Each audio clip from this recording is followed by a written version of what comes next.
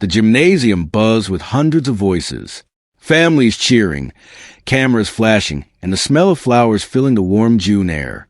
I sat in my cap and gown, fifth row from the front, watching names being called one by one.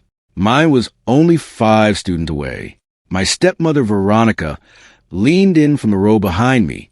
Her perfume was suffocating as she whispered close to my ear, "If you walk across that stage, I'll report you for financial aid fraud." My stomach dropped. I turned slightly, and she held up her phone screen. An email draft. The subject line read, "Urgent. Fraudulent financial aid application." Attached were documents I recognized, my financial aid forms, but something looked wrong about them. "These show you lied about your income," she whispered, her voice dripping with false concern. "The university takes fraud very seriously. Brandon, they'll revoke your degree before you even receive it." My heart pounded against my ribs. "For names away now." "Go ahead," I heard myself say quietly. My voice didn't shake, though everything inside me wanted to run. Her finger hovered over the send button.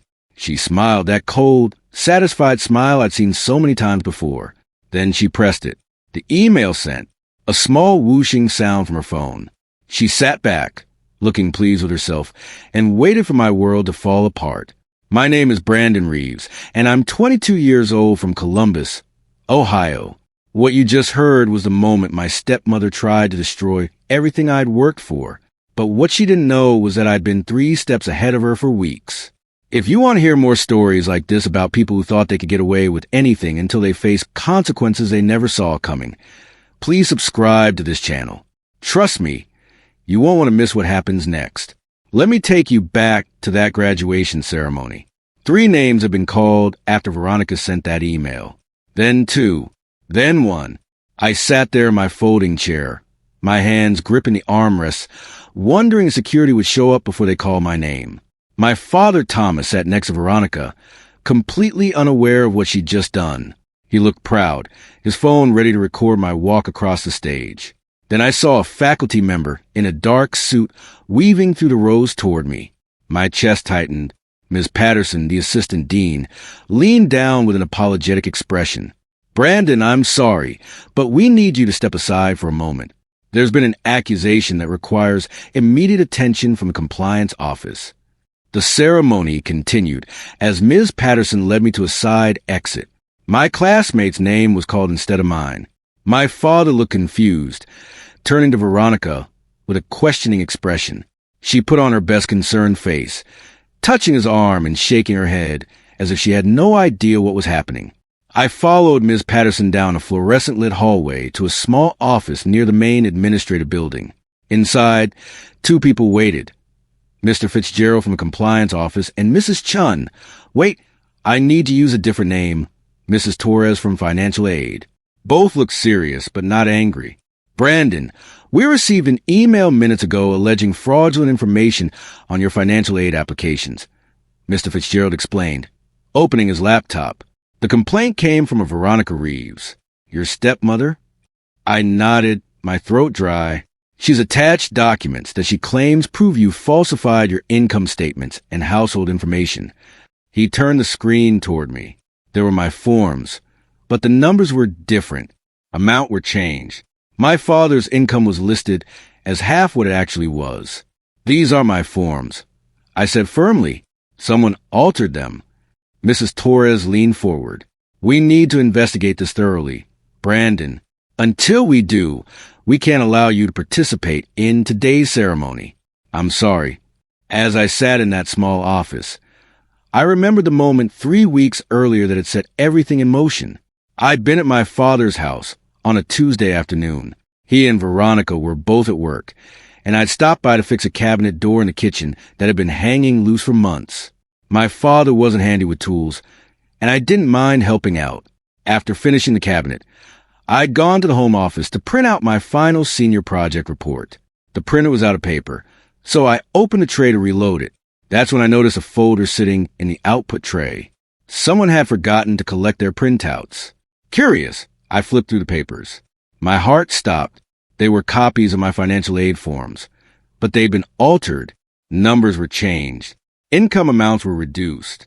Tax information was modified. The header showed they'd been scanned and edited as PDF files. I checked the printer's display screen. The last print job was logged under Veronica's laptop. The timestamp showed she'd printed these just 2 days ago, at 2:14 in the morning. I remembered my father had been away on a business trip that night. My hands shook as I held those papers. I could have confronted her right then. Part of me wanted to storm into her workplace and demand answers. But something stopped me. Maybe it was years of watching her manipulate situations and always come out looking innocent. Maybe it was knowing my father would probably believe her version of events over mine. Instead, I pulled out my phone and photographed every page. I captured the printer logs showing the file names and timestamps. I photographed the metadata visible on the document properties. Then I carefully placed everything back exactly as I found it. I left the house and drove straight to campus. My hands were still shaking as I parked in the visitor lot outside the financial aid building. I sat in my car for 10 minutes, trying to think clearly. Veronica had created fake versions of my documents. Why? What was she planning? Then it hit me. Graduation was 3 weeks away. If she wanted to stop me from graduating, falsified documents showing I'd committed fraud would do it. The university took financial aid fraud seriously. Even an accusation could delay or prevent my graduation while they investigated. I scheduled an emergency meeting with Mrs. Torres that same afternoon. When I walked into her office, I didn't waste time. Someone might try to submit falsified versions of my financial aid documents, I said, placing a folder on her desk.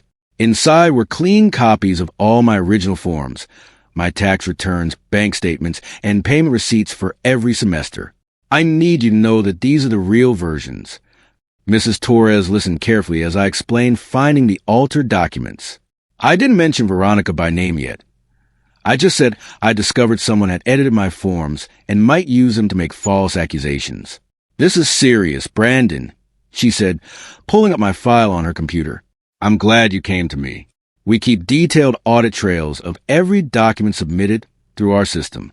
If someone tries to submit falsified information, we'll be able to trace exactly when and how it was uploaded. She made copies of everything I'd brought. I'm flagging your account, she explained. If any new documents are submitted or if any accusations are made, I'll be notified immediately. And Brandon, don't worry. We'll protect students from false accusations. Document everything from this point forward. I left her office feeling slightly better, but I knew this wasn't over. Now, sitting in the compliance office on graduation day, I watched Mr. Fitzgerald pull up my file on his computer. He clicked through several screens, his expression growing more focused. The documents attached to the complaint email were uploaded to our reporting system at 2:47 p.m. today, he said. That's about 20 minutes ago. Mrs. Torres typed rapidly on her laptop. I'm pulling the metadata now. Every file that comes through our system gets logged with information about where it came from. The room was silent, except for keyboard clicks. Outside, I could hear the muffled sound of the ceremony continuing. Another name was called. More applause.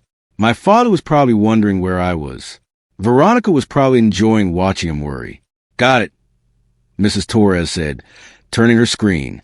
The IP address shows these files were uploaded from a residential internet connection, not from Brandon's campus accounts or any device registered to him. Mr. Fitzgerald leaned in. Can you trace the IP address? Already running it. She clicked a few more times. It's registered to a residence on Maple Grove Avenue. My father's address. My stomach churned. That's my father's house, I said quietly, but I haven't been there since last week. Mr. Fitzgerald looked at me seriously. Brandon, we need you to be patient while we investigate this fully. Unfortunately, that means you can't participate in the ceremony today. We'll resolve this as quickly as possible, but we have to follow protocol. I nodded, feeling numb. Through the small office window, I could hear names being called alphabetically. They'd pass the R's. My name had been skipped. A text from my father appeared on my phone. Where are you? What's happening? I didn't know how to respond. What could I say? Your wife just tried to ruin my graduation? Ms. Patterson returned to the office. His family is asking questions. What should I tell them? Tell them there's a paperwork issue being resolved, Mr. Fitzgerald said. Don't elaborate. I felt 15 years old again. 5 years earlier, when Veronica had first married my father, she'd accused me of stealing money from her purse. My father, I believe her immediately, grounded me for a month and made me apologize. Later, we'd found the money in her coat pocket. She'd never apologized. That was when I learned she could make my father believe anything. Now she was doing it again, but bigger, more permanent. Outside the office, I heard voices. My father appeared in the hallway with Veronica beside him.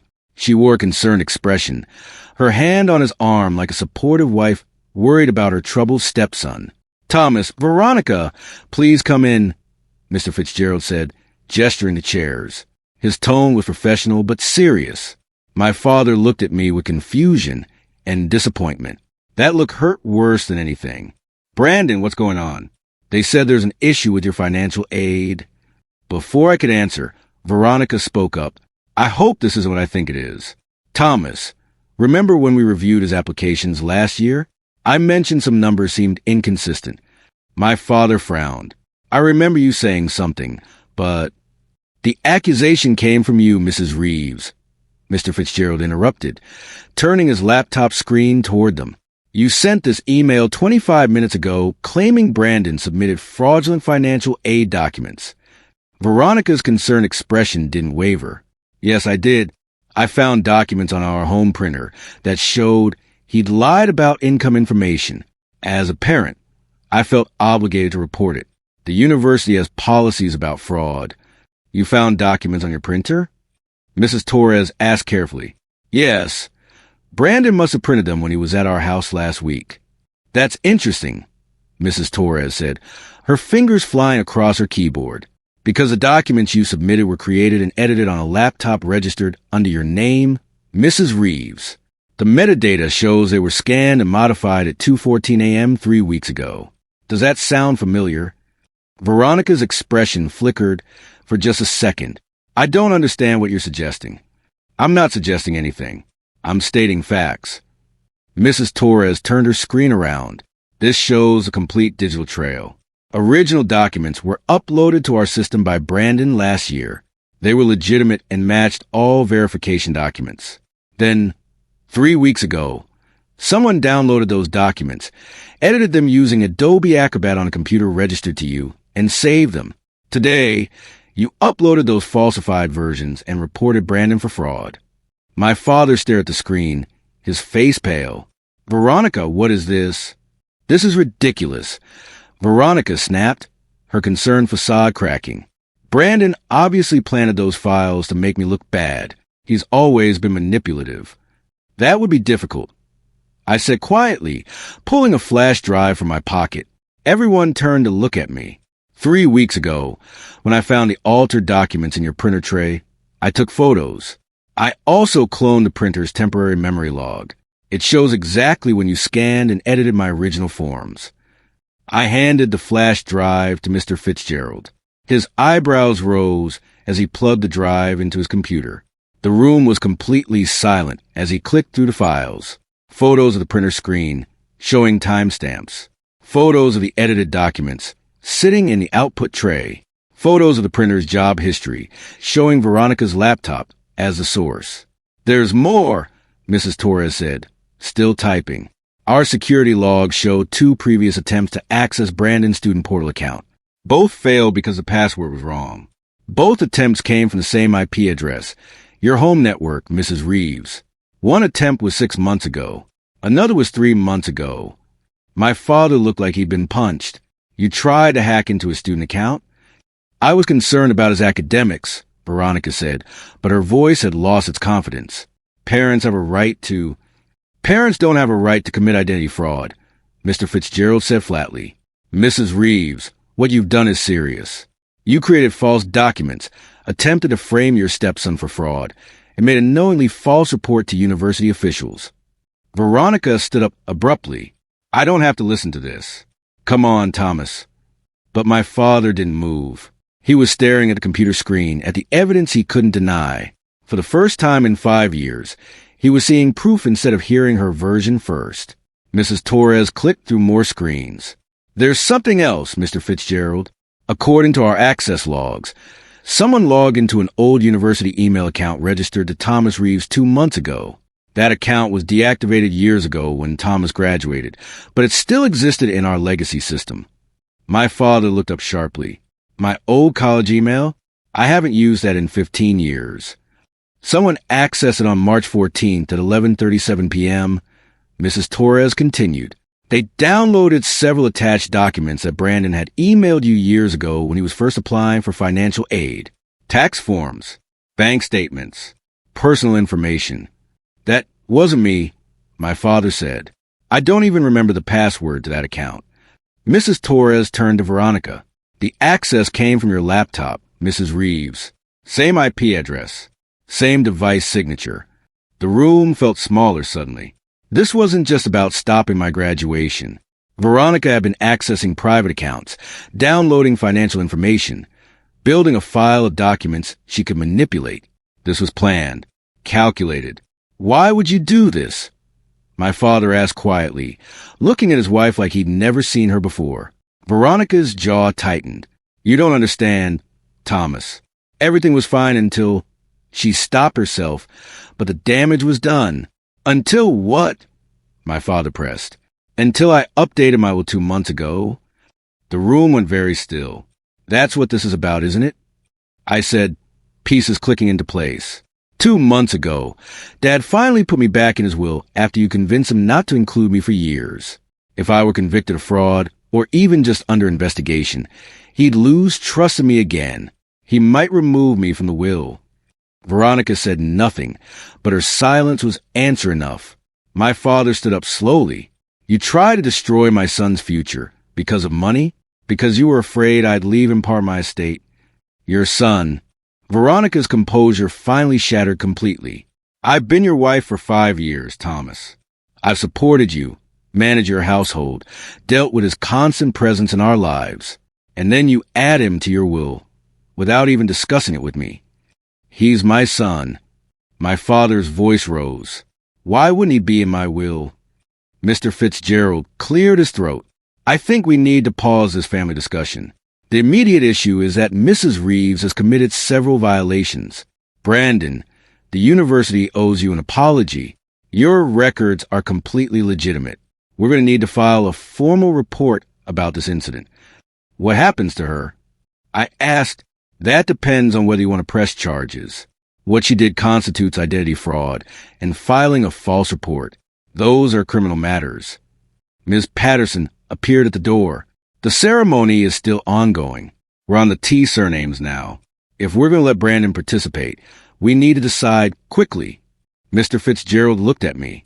Brandon, it's your choice. We can hold the ceremony for a few minutes while the dean is brief, or you can walk at a later ceremony. Hold it. My father said firmly, my son is walking today. Whatever else happens, he earned this. Mrs. Torres gathered her papers. I'll brief Dean Harrison immediately. Mr. Fitzgerald, can you compile the evidence for campus security? As the adults coordinated, I sat in that chair feeling like the world had tilted sideways. 5 years of little comments, small accusations, and subtle undermining suddenly made sense. Veronica hadn't just disliked me. She'd seen me as competition for my father's money and attention. And when my father finally acknowledged me as a son by including me in his will, she decided to eliminate me from his life entirely. My phone buzzed. A text from my roommate. Dude, where are you? Everyone's asking. Before I could respond, Dean Harrison entered the office. He was a tall man with gray hair and a serious expression. He listened to Mr. Fitzgerald's summary, reviewed the evidence on a laptop, and looked at Veronica with open disappointment. Mrs. Reeves, you need to leave this campus immediately. Campus security will escort you out. Veronica's face flushed red. You can't throw me out. I'm a guest at my stepson's graduation. You're a person who committed fraud and filed a false report with intent to harm a student. Dean Harrison corrected. If you don't leave voluntarily, I'll have you arrested for trespassing. Your choice. 2 security officers appeared in the hallway. Veronica looked at my father, expecting to defend her, but he was staring at the floor. Thomas. Her voice cracked. Are you just going to let them do this? You try to destroy our son, he said quietly, still not looking at her. I don't even know who you are right now. Veronica grabbed her purse with shaking hands. This isn't over. I'll get a lawyer. You'll leave, Dean Harrison said firmly. Officers, please escort Mrs. Reeves to her vehicle and ensure she leaves the premises. As the security officers led her down the hallway, her heels clicking sharply against the floor, I felt something loosen in my chest.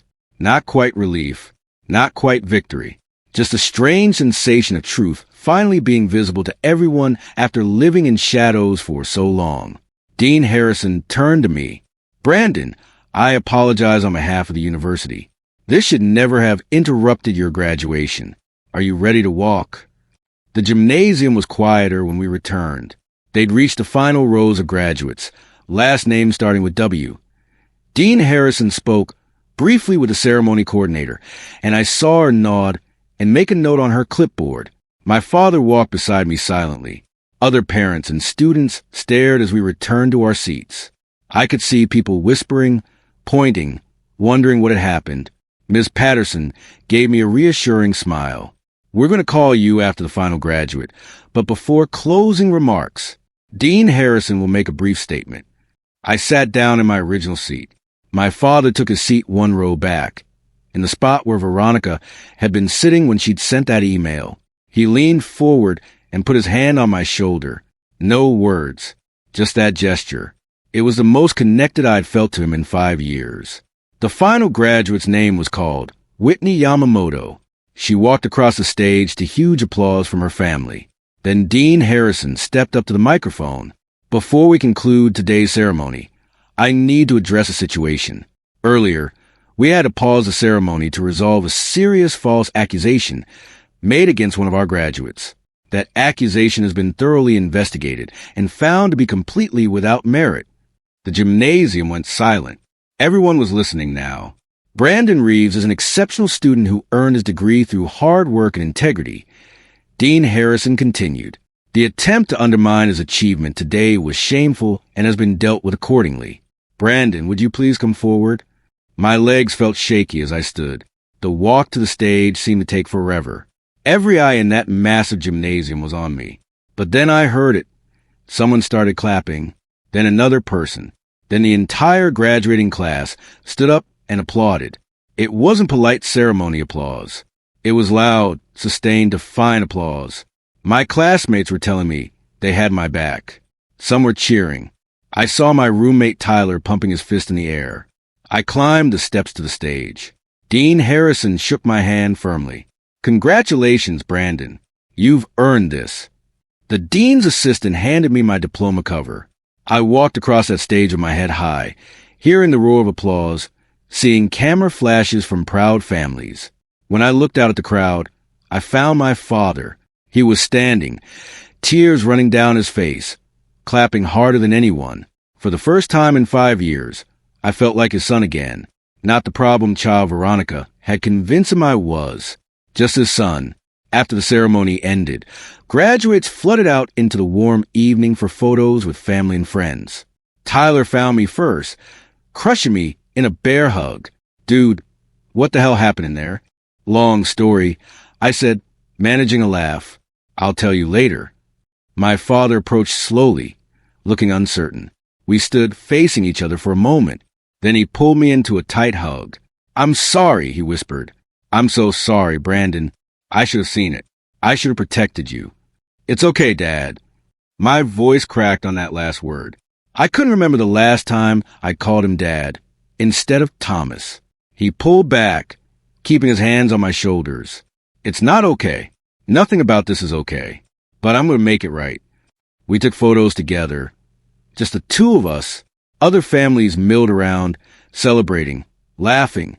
Some people I recognized from campus stopped to congratulate me, and a few asked carefully about what had happened. Word was spreading fast. Mrs. Torres found me near the campus quad. Brandon, I wanted you to know that we filed a formal report with campus security and local police. What your stepmother did wasn't just an ethical violation. It was criminal fraud and identity theft. Will she be arrested? I asked, That depends on several factors, Mrs. Torres explained. The district attorney's office will review the case. Given the clear evidence and premeditation, they'll likely want to prosecute, but you'll have to decide if you want to press charges as the victim. I looked at my father. His face was grim.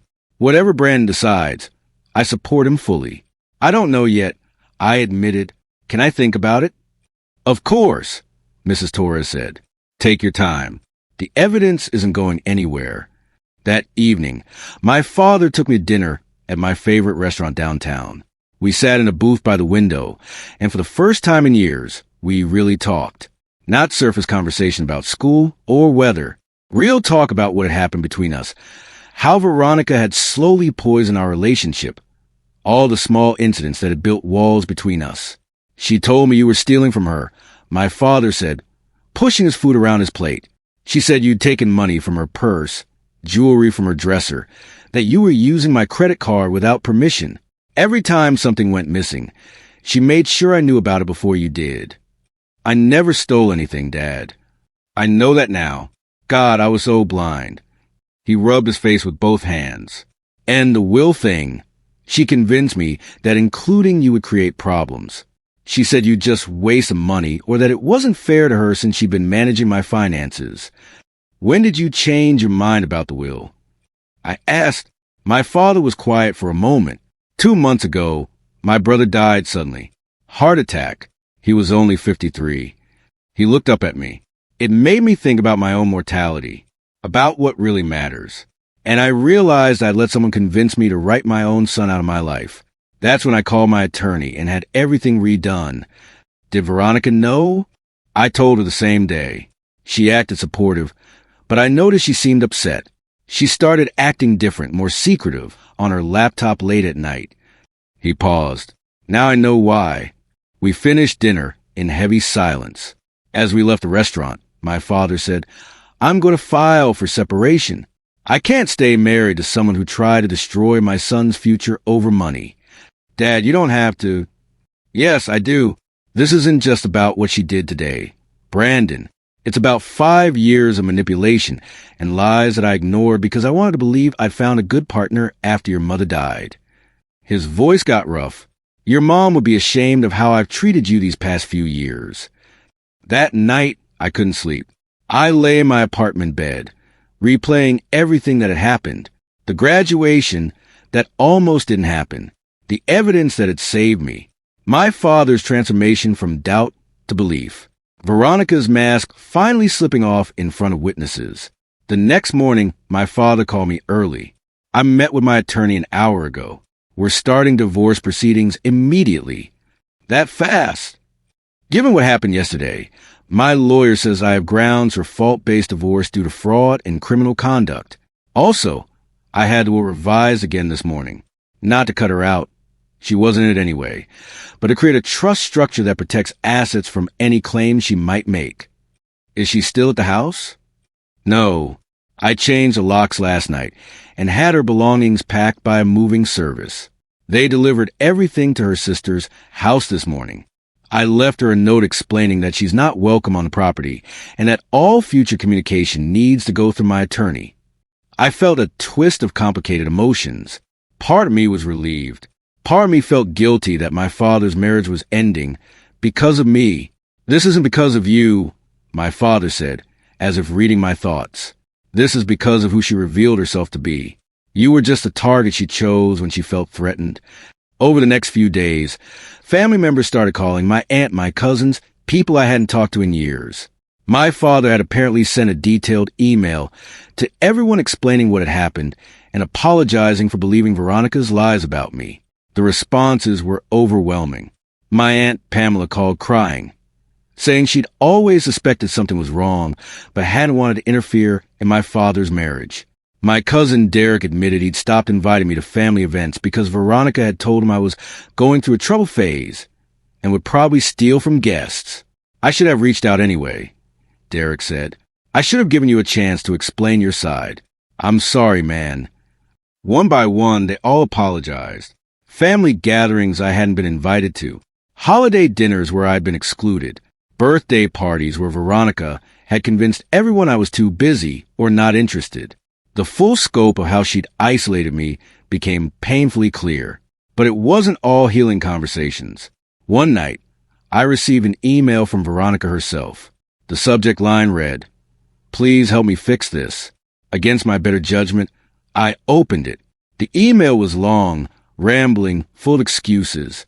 She claimed she'd been under enormous stress, that she'd made a terrible mistake in a moment of panic, that she never meant for things to go as far as they did. She begged me to tell my father it was all a misunderstanding, that she'd been trying to help, that surely I could see how the situation had been blown out of proportion. There was no real apology in that email. No acknowledgement of the years of subtle cruelty, the deliberate isolation, the calculated fraud. Just excuses wrapped in manipulation. Try to rewrite history and make me the solution to her problems. I didn't respond. Instead, I forwarded the entire email to my father with a simple message. "Thought you should see this." His response came 30 minutes later. "Thank you for showing me. My attorney will add this to the divorce file. She's not taking responsibility. Just trying to manipulate you into saving her. I'm sorry you had to read that." A week later, the district attorney's office contacted me. They wanted to prosecute Veronica for identity fraud, filing false reports, and unauthorized access to computer systems. The evidence was clear-cut, and they felt confident about getting a conviction. "This isn't just about your case," the prosecutor explained during our meeting. "People who commit this type of calculated fraud often have other victims. Your stepmother's pattern of behavior suggests this wasn't her first time manipulating situations or documents. By prosecuting this case, we sent a message that this conduct has serious consequences." I agreed to cooperate fully, partly because it was the right thing to do, partly because I was tired of letting people who hurt others walk away without accountability, and partly because I wanted Veronica to understand that actions have consequences, even for people who've learned to charm their way out of trouble. The legal process moved faster than I expected. Veronica tried to fight the charges initially, but when her attorney saw the digital forensic evidence, the printer logs, the metadata, the access logs, the documentation I'd gathered, he apparently advised her to accept a plea deal. She pleaded guilty to reduced charges, 1 count of identity fraud, and 1 count of filing a false report. The plea agreement included probation, community service, a permanent criminal record, and mandatory counseling. She also had to pay restitution for the university's investigative costs. My father's divorce was finalized 3 months after graduation. The settlement was straightforward since they'd had a prenuptial agreement. Veronica received exactly what she brought into the marriage and nothing more. The house, the investments, everything my father had built, all remained with him. She married me thinking she'd have access to everything. My father said bitterly, when she realized I was serious about protecting assets for you, she decided to eliminate you from the picture entirely. The day his divorce was final, my father called me to meet him at his attorney's office. I thought maybe there was paperwork I needed to sign, but when I arrived, his attorney handed me a folder. "Your father wanted you to see the final will structure," the attorney explained. "Everything is in a trust now, designed to provide for both of you during his lifetime and distribute fairly after." 6 months after graduation, I was promoted to senior analyst at the engineering firm where I'd started as an intern. It was the kind of career milestone that felt even sweeter after everything I'd been through. My father organized a small celebration dinner at the same restaurant where we'd talked the night of graduation. Just him, me, Tyler, and my Aunt Pamela. Nothing fancy, but it felt right. As we waited for dessert, my father raised his glass of wine. "I want to make a toast," he said. Everyone quieted down.